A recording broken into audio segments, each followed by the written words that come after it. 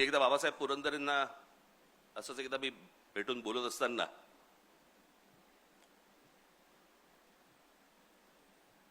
शिवछत्रपतींच्या इतिहासामधनं बाबासाहेबांनी आतापर्यंत महाराष्ट्राला काय सांगितलं.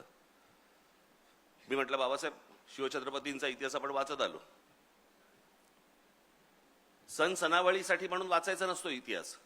कोण कधी जन्माला आलं, कोण कधी गेलं, ज्यांना लक्षात ठेवायचं त्यांनी लक्षात ठेवावं. आपण त्यातनं बोध काय घेतोय.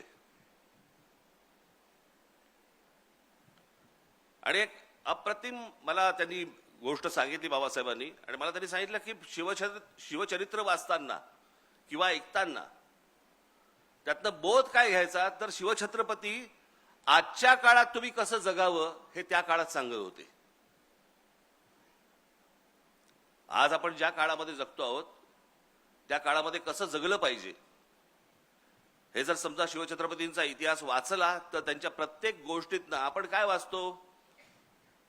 आपण आग्र्याहून सुटका वाचतो, अफजल खानाचा वध वाचतो, शाहिस्तेखानाची बोटं छाटली ती वाचतो, सिद्धी जोहरचा वेढा तोडून महाराज कसे आले ते बघतो.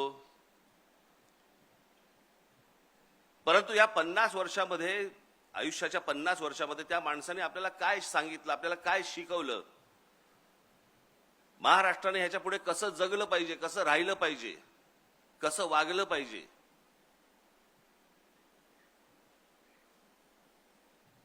आणि तीच अनेक असंख्य गोष्टींची परंपरा आज ही फक्त महाराष्ट्राला लाभलेली आहे.